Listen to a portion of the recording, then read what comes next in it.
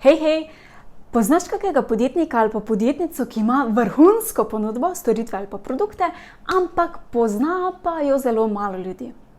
Jaz velikokrat naletim na take podjetnike in podjetnice in vsakič se mi trga srce, ko vem, koliko tistim res ta pravih sprememb bi lahko naredili v našem svetu in koliko ljudem bi v resnici lahko pomagali.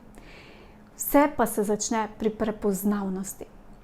Če si tudi ti med tistimi, ki se skrivajo in si ne upajo izpostaviti, hkrati pa hrepenijo po večjih strankah, potem imam zate super novico. Skrivanje ti gre kar predobro od rok. In s tem, ko se skrivaš, tudi tiste potencialne stranke, ki te morda najdejo, bodo v bistvu dvomile vate. Ker če smo čisto iskreni, le kdo zaupa tistim nesamozavestnim liderjem.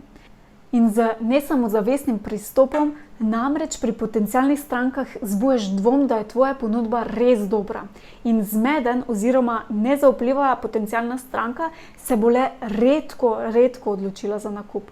Zdaj, kot pravi lider je zato zelo pomembno, da narediš en taki korak naprej in poskrbiš za prepoznavnost svojega brenda. Prepoznavnost pa ni le mišljena kot ena taka vizualna podoba, ampak tudi pojavljanje v javnostih, pa v medijih in sama sporočilnost, ki jo želiš imeti za svojim brendom. In to konsistentno. Zdaj, kje vse lahko poskrbiš za to svojo prepoznavnost? To je, da si redno prisoten oziroma prisotna oziroma objavljaš na družabnih omrežjih, to verjetno ti je že zelo poznano, potem, da se pojavljaš v medijih, lahko si kot gost ali pa nek avtor ali pa avtorica kakšnega prispevka, lahko redno objavljaš na blogu ali pa na spletni strani, imaš redne e-novice, poskrbiš za konsistentno vizualno podobo, potem, da imaš konsistentno sporočilnost brenda, torej, da je tvoje sporočilo tvojega brenda zmeraj enaka. In pa da brandiraš vse, kar je povezano s tvojim brendom. Naprimer, da so to vsa gradiva, pa računi, dopisi, voščilnice, zahvalne kartice, ceniki, uniforme, dostavna vozila, vrečke in tako naprej. Torej v skladu s tvojo celostno grafično podobo, da vsi ti materiali v bistvu zmeraj izgledajo. In zdaj, če te dam samo en taki čisto banalen oziroma hiter primer, je recimo Mercator. Na kaj najprej pomisliš? Mogoče na rdečo barvo? Ali pa mogoče na njihov slogan najboljši sosed? Ali pa mogoče na kakšne promocijske letake? Mogoče pa na njihov rdeč logotip s tisto črko M? A ne? Vse to verjetno hitro dobiš v misli. In vse to so deli, ki gradijo njihovo prepoznavnost.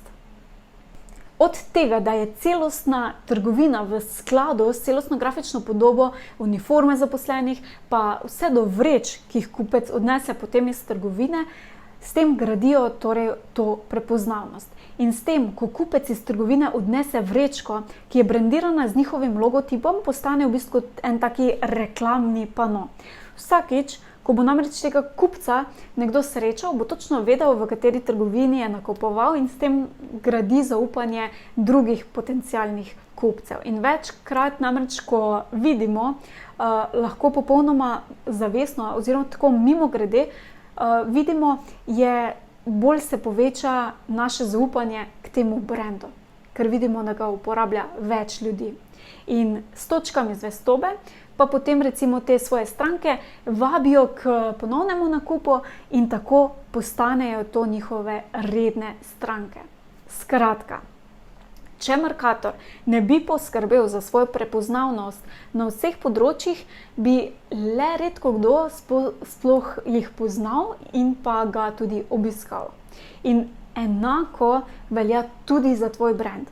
Tudi če v tej fazi še ni tako velik, kot je recimo Mercator, enako pomembno je, da skrbiš za svojo prepoznavnost že zdaj. Prepoznavnost je namreč ključnega pomena, da pri pridobivanju v bistvu novih strank. In to pomeni tudi to, da imaš konsistentno vizualno podobo in se redno pojavljaš v javnosti. Potem pa kar že slišim, ja, ampak jaz nimam časa vsak dan objavljati na družabnih omrežjih in dobro novica je, da ti ni treba.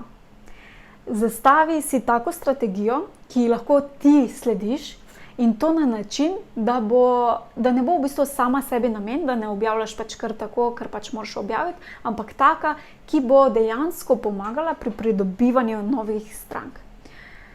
Več o tem v enih naslednjih dneh. Današnji akcijski korak pa je, da pomisli, kako prepoznaven je tvoj brand. Je tvoja celostna grafična podoba konsistentna ali mogoče lahko še kaj izboljšaš. Potem pa premisli, kje v online ali offline svetu se nahaja tvoja idealna stranka in kako jih lahko dosežeš.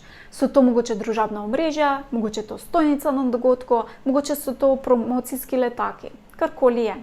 Potem pa se že vprašaj, kdo oziroma katera podjetja imajo tvojo idealno stranko.